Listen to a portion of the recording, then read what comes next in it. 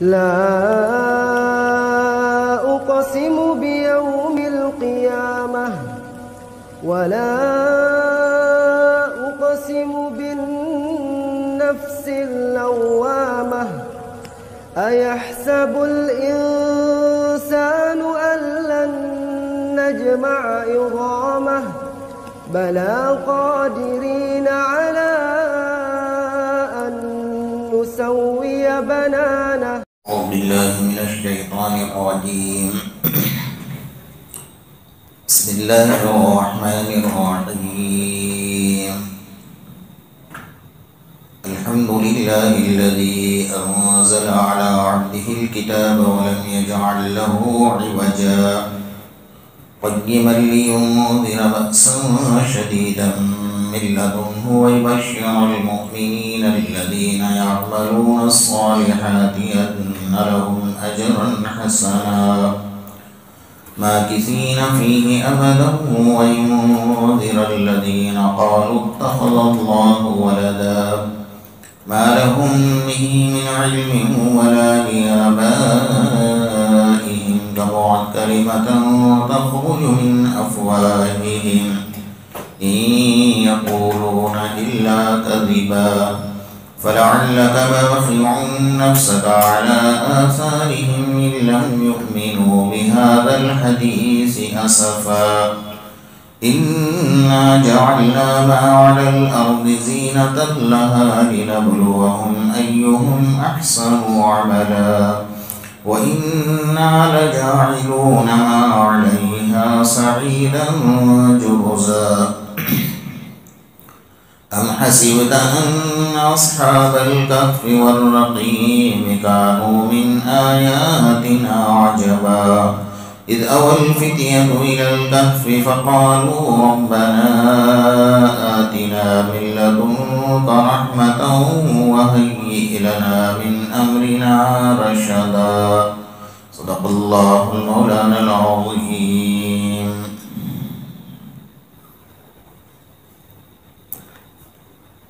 گزشتہ کل آپ حضرات کے سامنے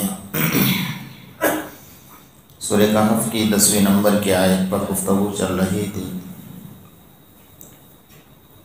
کہ وہ چند نوجوان جو اپنا ایمان بچانے کے لیے اپنا شہر، اپنا قبیلہ، اپنا خاندان اور اپنے اہل و عیال کو چھوڑ کر نکل پڑے،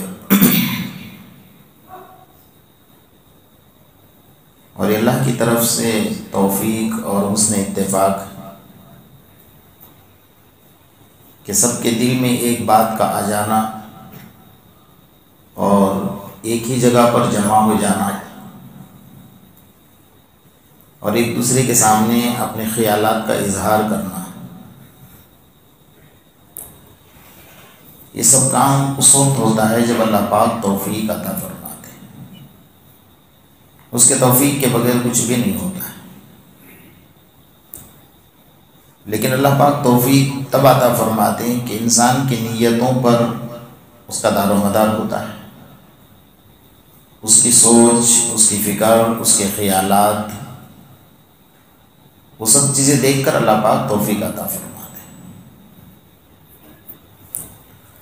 اگر ہمارے خیالات گندے ہیں، سوچ گندی ہے اور صرف گناہ ہی گناہ دماغ میں گھوم رہے ہیں تو اس انسان کو نیکی کی توفیق نہیں ملتی۔ اور ہمارے خیالات میں اگر نیک کام گھوم رہے ہیں تو انسان اگر گناہ کے لیے جائے گا تب بھی اللہ پاک اس کی حفاظت فرمائے گا۔ ہمیں اللہ تبارک و تعالیٰ سے ہر وقت اس کی توفیق مانگنی چاہیے اور اپنے آپ کو اللہ کے حوالے کر دینا چاہیے۔ جب بندہ اپنے آپ کو اللہ کے حوالے کر دیتا ہے نا، وَأُفَوِّضُ أَمْرِي إِلَى اللَّهِ، ہر ایک معاملے کو اللہ کے حوالے کر دیتا ہے تو اللہ تبارک و تعالیٰ کی مدد قدم قدم پر وہ دیکھتا ہے۔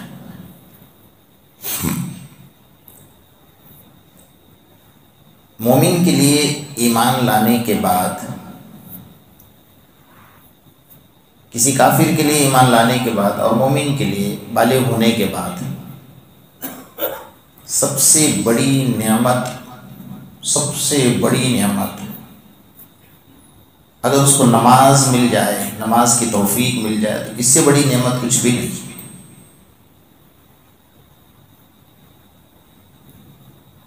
آج ماحول سب سے زیادہ اسی میں غفلت کا ہے۔ 80% مسلمان نماز سے غافل ہیں، 20% مسلمان نماز پڑھتے ہیں، اس میں بھی 10% وہ ہیں جو جمعہ کو پڑھتے ہیں، اور 10% وہ ہیں جو پابندی سے 5 وقتہ پڑھتے ہیں۔ آپ سمجھ سکتے ہیں کہ 10% مسلمان نماز پڑھ رہے ہیں اور 90% مسلمان بے نمازی ہیں، تو کیا حشر ہوگا؟ شیطان کے ایک سجدے کے انکار پر اللہ نے اس کی 80,000 سال کی عبادت کو ختم فرما دیا اور جنت سے نکال کر پھینک دیا، اور قیامت تک کے لیے اس کے گلے میں لعنت کا طوق پہنا دیا، اس کو مردود قرار دیا، اور یہ بھی کہا کہ قیامت تک جتنے لوگ گناہ کریں گے ان کو تو سزا ملے گی، لیکن ان سب کی سزا جمع کر کے تجھے دی جائے گی۔ تو ہمارے نام اعمال میں تو اتنی عبادت ہے بھی نہیں کہ 80,000 سال کی عبادت، اور وہ بھی مقبول عبادت جس کو اللہ نے قبول فرما لیا تھا۔ حضرت امام غزالی رحمۃ اللہ علیہ نے اس واقعے کے لکھنے کے بعد ایک بہت پتے کی بات لکھی ہے۔ فرمایا کہ اے مرد مومن، اس نے ایک سجدے کا انکار کیا تھا، صرف ایک سجدے کا، 1 رکعت نماز کی بات نہیں، ایک سجدے کا انکار کیا تھا، تو اللہ پاک نے اس کو دھتکار دیا، جنت سے بھگا دیا، لعنت کا طوق اس کے گلے میں پہنا دیا، اور تو 12 گھنٹے کے اندر 40 سجدوں کا انکار کرتا ہے۔ کتنے؟ بولو اپنی زبان سے۔ 40 سجدوں کا انکار کرتا ہے۔ اب صرف فرض نماز کے سجدے گن لو، فجر کے 4، ظہر کے 8، کتنے ہوئے؟ 4 اور 8۔ عصر کے 8، کتنے ہو گئے؟ 12 اور 8۔ مغرب کے 6، کتنے ہو گئے؟ 36 ہو گئے۔ عشاء کے 8، کتنے ہو گئے؟ ہو گئے 40۔ تو صبح سے شام تک 40 سجدوں کا انکار کرتا ہے، تیرا کیا حشر ہوگا؟ جبکہ تیرے نام اعمال میں اتنی عبادت نہیں ہے، اور تجھے یہ بھی پتا نہیں کہ تیری عبادت کو اللہ نے قبول کیا ہے نہ کیا ہے۔ وہاں تو مہر لگ چکی تھی نا، شیطان کے عبادت پر تو مہر لگ چکی تھی، تیری عبادت ہم نے قبول کر لی ہے۔ ہاں، ہم امید رکھ سکتے ہیں اللہ سے کہ اللہ ہماری عبادتوں کو قبول فرمائے۔ ہم دعا کر سکتے ہیں کہ اللہ تو نے اپنے در میں بلایا ہے، سجدے کروائے ہیں، عبادت کی ہے، ہم نے تیرے توفیق سے کیا، ہمارا اس میں کوئی کمال نہیں ہے، تو جب تو نے سجدے کی توفیق دی ہے تو قبول بھی فرما لے۔ ہمیں دعا کر سکتے ہیں، امید لگا سکتے ہیں اللہ سے، اور قبولیت کی نشانی یہی ہے۔ ہمیں کیسے پتہ چلے کہ ہماری نماز قبول ہو گئی؟ آقا انعامدار محمد الرسول اللہ صلی اللہ تعالیٰ علیہ وسلم سے صحابہ کرام نے پوچھا تھا، اللہ کے رسول ہمیں کیسے پتہ چلے کہ ہماری نماز قبول ہو گئی؟ تو آپ نے فرمایا تم نے فجر کی نماز پڑھی، اللہ اگر ظہر کی توفیق دے تو سمجھو فجر کی نماز اللہ نے قبول فرما لی۔ ایک نیکی جب اللہ قبول کرتا ہے تو دوسرے نیکی کی توفیق دیتا ہے۔ آپ نے ظہر پڑھی، اللہ نے عصر کی توفیق دی تو سمجھو اللہ نے تمہاری ظہر کی نماز کو قبول فرما۔ اسی طرح ہر نماز، رمضان میں آپ نے عبادت کی، روزے رکھے، تہجد پڑھی، 5 وقتہ نماز پڑھی، تراویح پڑھی، اب رمضان کے بعد آپ کو نماز کی توفیق ہو رہی تو سمجھو کہ رمضان کی عبادت اللہ نے کیا کر لی؟ قبول کر لی۔ تو ہم سب کو عبادت سنبھالنی ہے نا بھائی، اتنی محنت کی ہے، رمضان اللہ نے کروائی ہم سے، تو اس کو سنبھالنا ہے نا، قیمتی عبادت ہے۔ ایک عبادت پر اللہ نے 70 عبادتوں کا ثواب دیا ہے، ایک نماز پر 70 نمازوں کا ثواب دیا ہے۔ ان عبادت کو ہم کیوں ضائع کریں گے؟ ہمارے موت کا کوئی بھروسہ نہیں، کس وقت آ جائے۔ ہم کیا منہ دکھائیں؟ ایک دن آپ نے ایسا سوچا کہ آپ نے صبح سے نماز نہیں پڑھی اور اسی دن آپ کی روح نکل گئی، آپ کیا منہ دکھائیں گے اللہ؟ آخری وقت میں بے نمازی بن کر جائیں گے ہم لوگ اللہ کے سامنے۔ مسلمان کے لیے سب سے زیادہ منحوس دن وہ ہے جس دن وہ فجر کی نماز نہ پڑھے، یہ سمجھ لینا۔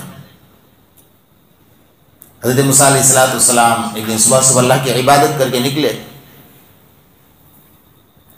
تو راستے میں دیکھا ایک کتا بیٹھا ہوا، اور کتے کی عادت ہوتی ہے صبح سو جاتا ہے، پوری رات جاگتا ہے، اپنا ہاتھ آنکھوں پر رکھ کر اس طریقے سے سویا ہوا ہے۔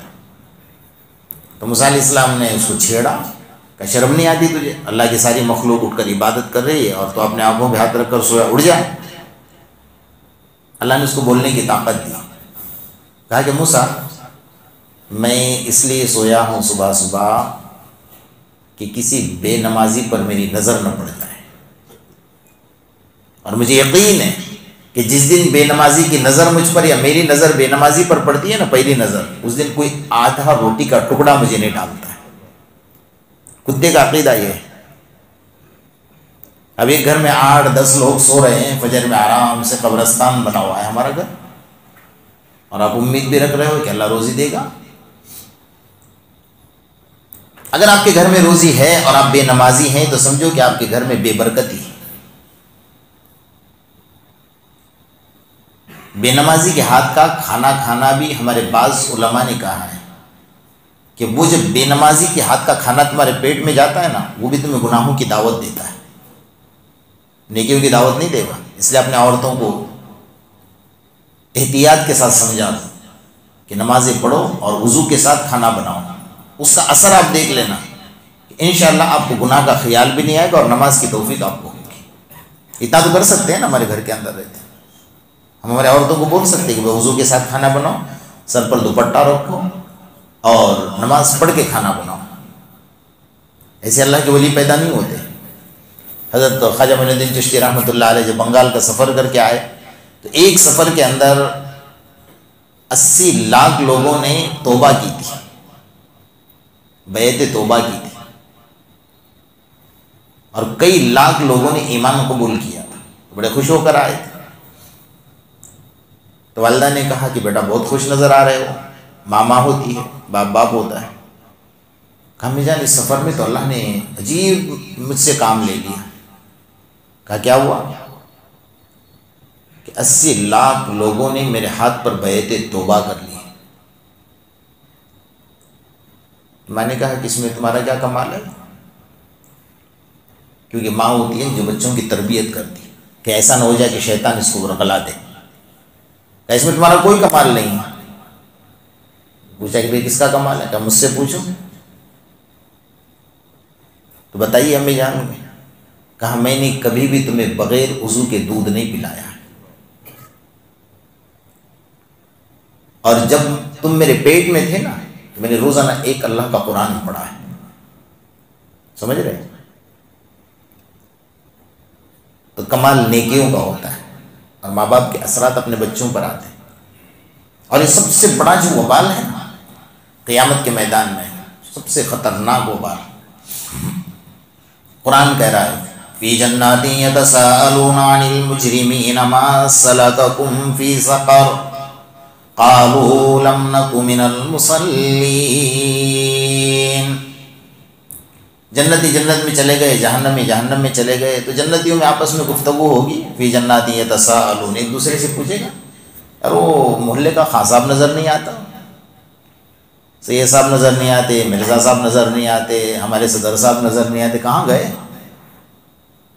ٹھکانے تو 2 ہی ہے نا آخرت میں، ایک جنت ہے دوسری، اب جنت میں نہیں تو کہاں ہوں گے؟ اور وہاں تو ہم جا نہیں سکتے دیکھنے کے لیے۔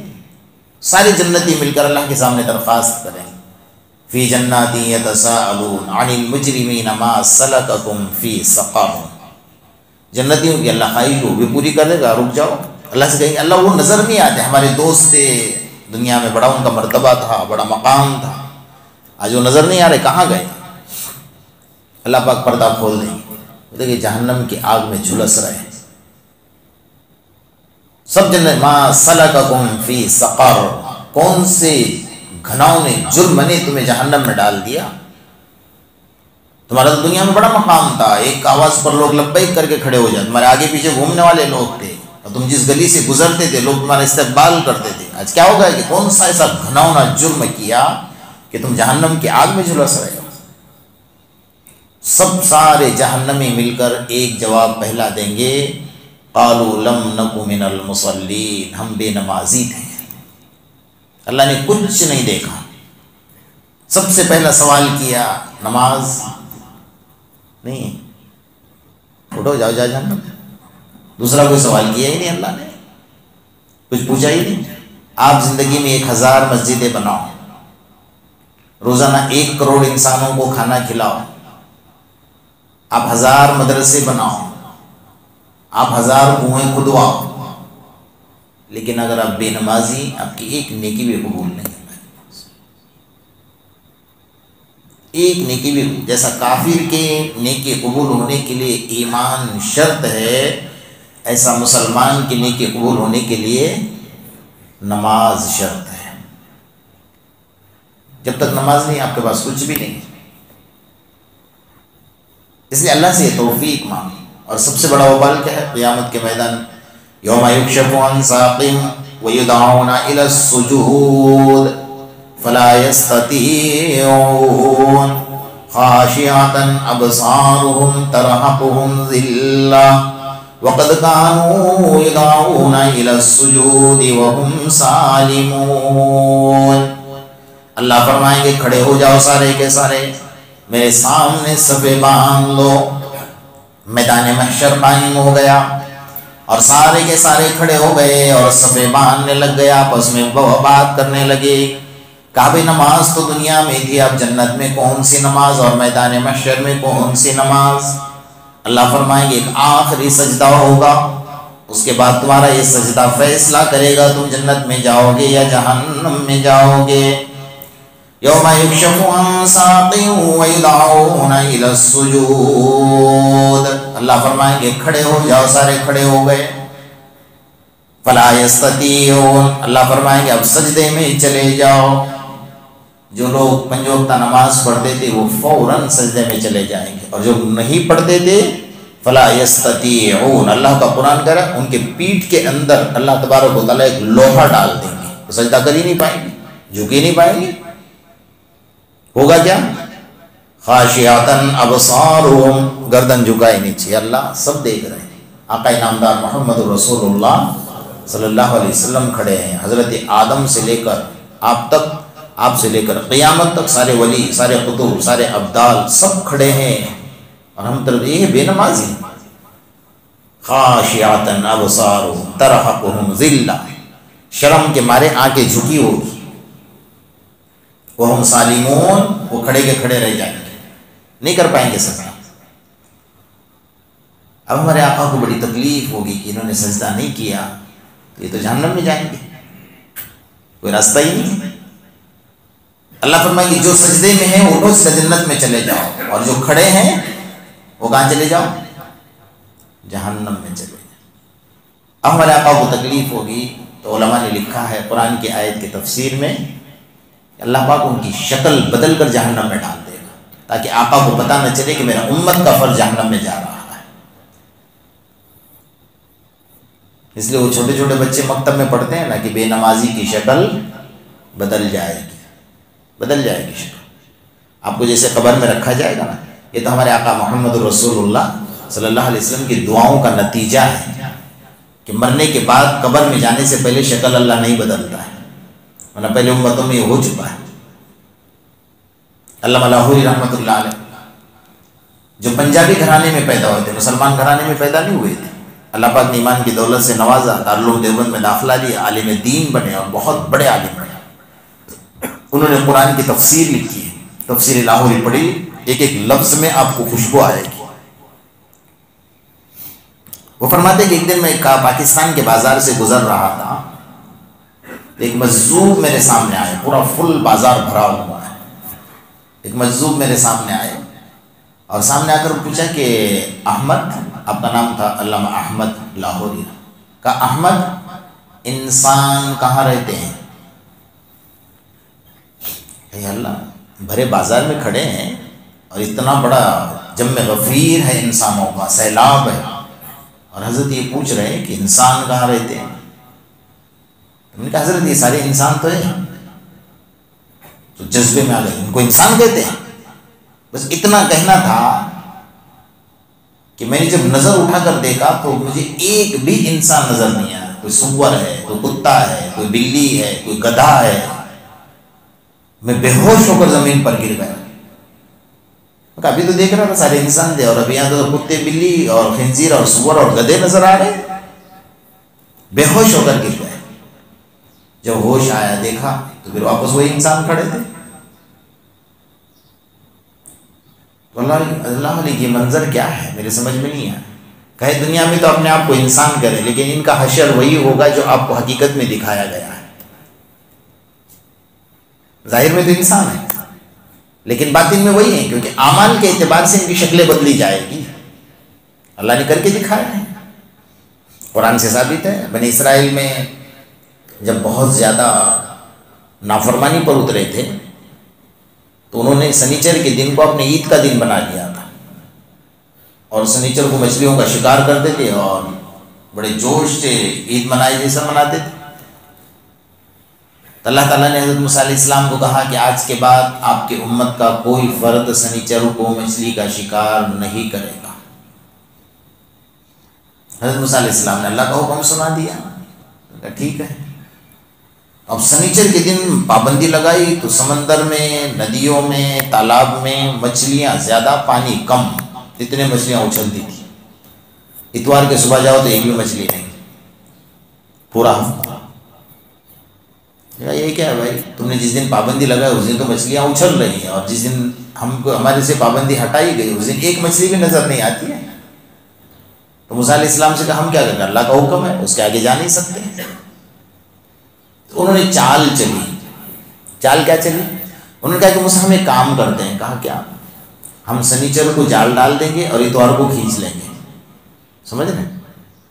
جیسے ہم لوگ کرتے ہیں کہ نفع کے نام سے سود چلا رہے ہیں، اللہ کے ساتھ مکر کر رہے ہیں. تو حضرت موسیٰ علیہ السلام کا اللہ نے منع کیا ہے تو رک جاؤ. بات تو وہی ہوئی کہ سنیچر کو آپ نے جال ڈالا، اتوار کو کھینچ لیا، اس کا مطلب سنیچر کو ہی شکار کیا نا آپ نے. تو انہوں نے نہیں مانے. سنیچر کو جال ڈال دیا اور اتوار کو صبح کھینچ لیا، مچھلیاں آ گئی جال میں، پکا کے کھا لیا. رات میں کھا کر سب سو گئے. کونو قردۃ خاسئین، اللہ نے سب کی شکلوں کو بندروں کی شکل بنا دی. بندروں کی طرح چھت پر چڑھے ہوئے، عورت بندر ہی بن گئی، مرد بندر بن گیا، چھتوں پر چڑھے ادھر سے ادھر، ادھر سے ادھر، ایک بھی انسان ہے، سب بندر بن گئے. جن جن لوگوں نے مچھلیاں کھائی سب بندر بن گئے. یہ تو ہمارے آقا کا صدقہ ہے کہ ان کی دعاؤں کی برکت سے ہم بچے ہوئے ہیں. اس لیے ہر وقت چلتے پھرتے اٹھتے بیٹھتے درود پاک پڑھا کرو. پڑھو گے نا؟ آپ نے رمضان میں ایک درود پڑھا، کتنے درود کا ثواب ملا؟ 70 درود. کتنے؟ 70 درود شریف کا ثواب. کیا جاتا ہے پڑھنے میں؟ اٹھتے بیٹھتے چلتے پھرتے باوضو رہا کرو، اور بغیر وضو کے درود مت پڑھا کرو. ہمارے آقا کی شان یہ نہیں ہے. ہمارے آقا کی بہت بڑی شان ہے، ہم نہیں سمجھ پائے ان کی شان کو. میرا اللہ نے سمجھا ہے کہ آقا کی شان کیا ہے، اور اللہ نے سمجھایا ہے قرآن میں. اس لیے تو جہاں جہاں عبادتوں میں اللہ نے اپنا نام ان کے ساتھ آقا نامدار محمد الرسول اللہ صلی اللہ علیہ وسلم کے نام کو جوڑا ہوا ہے. اذان آپ کے نام کے بغیر نامکمل ہے، کلمہ آپ کے نام کے بغیر نامکمل ہے، نماز آپ کے نام کے بغیر نامکمل ہے، نماز جنازہ آپ کے نام کے بغیر نامکمل ہے، قبر کا سوال جواب آپ کے نام کے بغیر نامکمل ہے. بڑی شان ہے، اور ان کی شان کی بدولت اللہ نے ہمیں شان عطا فرمائی. اس لیے ہم درود پاک زیادہ سے زیادہ. تو بہرحال بے نمازی کا انجام بہت خراب ہے. اس کو آپ ذہن میں بٹھا لیں اور رمضان کی عبادت کو ضائع نہ کریں. اللہ نے توفیق دی ہے، اللہ نے روزہ رکھنے کی توفیق دی، اور خاص طور پر فجر کی نماز. آپ جس دن فجر کی نماز پڑھو گے نا، آپ تجربہ کر لینا، آپ کی انشاءاللہ 5 وقتہ نماز کہیں نہیں جائے گی. کچھ نہ کچھ بہانے سے آپ نماز پڑھ لو گے. اور جس دن فجر چھوٹ جائے گی نا، اس دن پورا دن آپ کا نحوست والا نکلے گا. آپ کوشش کرنے کے بعد بھی نماز نہیں پڑھ پاؤ گے. اور فجر پڑھ کر دیکھو، تجربہ کر کے دیکھو کہ فجر پڑھو گے تو کہیں نہ کہیں ظہر کا ایسا موقع ہوگا کہ وہاں جماعت مل جائے گی یا نماز کا موقع، آپ نماز پڑھ لو گے. یہ ہمارے اللہ والوں کا تجربہ ہے. اس لیے سارے کام چھوڑ کر فجر کی نماز پابندی سے پڑھو. ہو سکے تو ابھی سحری کے حساب سے تہجد کے لیے اٹھ رہے تھے تو تہجد کی پابندی کرو، آگے بڑھو. ایمان اور اسلام کے معاملے میں پیچھے مت رہو. اگر 5 وقت آدمی نماز پڑھ رہا ہے تو اس پر اکتفا نہیں کرنا ہے، اس کو تہجد کی پابندی کرنی. تہجد پڑھ رہا ہے تو فجر سے لے کر اشراق تک مسجد میں بیٹھو، اللہ کی عبادت کرو، قرآن کی تلاوت کرو، ذکر و اذکار کرو، اشراق پڑھو. تھوڑی دیر پھر آرام کر لو، جا کر پھر اپنے کاروبار میں لگ جاؤ. اللہ پاک زندگی میں سکون عطا فرمائے گا، اطمینان اور راحت عطا فرمائے گا. اللہ پاک ہم سب کو عمل کی توفیق عطا فرمائے. کل صرف دعا ہوگی انشاءاللہ ظہر کی نماز کے بعد، اور تفسیر چاند رات تک چلتی رہے گی انشاءاللہ. تو آپ لوگ بیٹھے، جو باتیں آپ کے سامنے آ رہی ہیں اللہ پاک ہم سب کو اس پر عمل کی توفیق عطا فرمائے. بسم اللہ الرحمن الرحیم. وَإِلَٰهُكُمْ إِلَٰهٌ وَاحِدٌ لَا إِلَٰهَ إِلَّا هُوَ الرَّحْمَٰنُ الرَّحِيمُ. اللهم صل على محمد وعلى آل محمد كما صليت على إبراهيم وعلى آل إبراهيم إنك حميد مجيد. اللهم ربنا آتنا في الدنيا حسنة وفي الآخرة حسنة وقنا عذاب النار وقنا عذاب القبر وقنا عذاب الحشر وقنا عذاب فتنة المسيح الدجال. اے الہ العالمین، ہم تمام کے صغیرہ اور کبیرہ گناہوں کو معاف فرما. اللہ جو گناہ جان بوجھ کر کیے اسے بھی معاف فرما، اللہ جو گناہ نہ جانے کیے اسے بھی معاف فرما. اللہ ہم بڑے گناہ گار، بڑے سیاکار، بڑے خطا کار، بڑے قصوروار. اللہ تیرے دربار کے قراری مجرم ہیں. اللہ ہمارے جرم عظیم کو معاف فرما. ہر آنے والی مصیبتوں سے ہماری حفاظت فرما، ہر آنے والے پریشانیوں سے ہماری حفاظت فرما. اللہ جہاں جہاں مسلمان پریشان حال ہیں ان کے پریشانیوں کو دور فرما. جو گھر سے بے گھر ہیں ان کے گھروں کا انتظام فرما. اے اللہ رمضان جیسے مہینے میں ہمیں عبادتوں سے روکا جا رہا ہے، ہم پر ظلم کیا جا رہا ہے، ہمارے گھروں پر بلڈوزر چلائے جا رہے ہیں. اے مولا کریم مسلمانوں کی حفاظت فرما. ان کے نظر میں ہمارا قصور صرف یہ ہے کہ ہم مسلمان ہیں، تیرا نام لینے والے ہیں. اے مولا کریم اسی نام کی وجہ سے ہمیں ستایا جا رہا ہے. اے مولا تو ہم سے راضی ہو جا. اللہ تو ہم سے راضی ہو جا. ہم جانتے ہیں تو ناراض ہو چکا ہے، تیری ناراضگی کی وجہ سے یہ سب ہو رہا ہے. اے مولا ہم سے راضی ہو جا. اللہ ہم سے راضی ہو جا. گناہوں سے ہماری حفاظت فرما.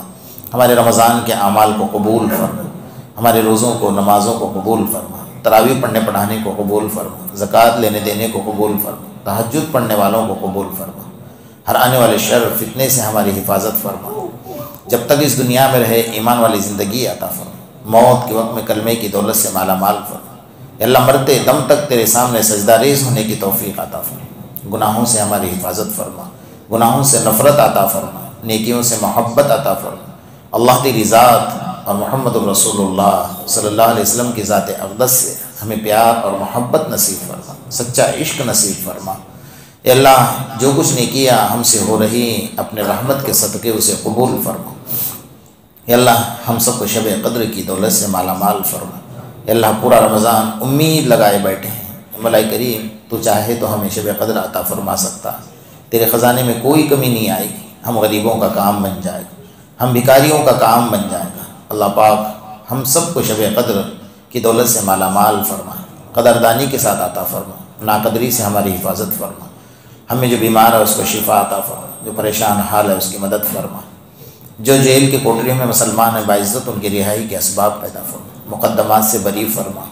اے مولا کریم ظالموں کے ظلم سے ہماری حفاظت فرما، ظالم حکومت سے ہماری حفاظت فرما. اے اللہ ہم سب کو راحت سکون اطمینان نصیب فرما. ہم سب کی دعاؤں کو محض اپنے فضل و کرم اور آپ صلی اللہ علیہ وسلم کے صدقے طفیل میں قبول فرما. یا رب صلی وسلم دائما ابدا علی حبیبک خیر الخلق کلہم. ربنا تقبل منا انک انت السمیع العلیم وتب علینا یا مولانا انک انت التواب الرحیم. سبحان ربک رب العزۃ عما یصفون وسلام علی المرسلین.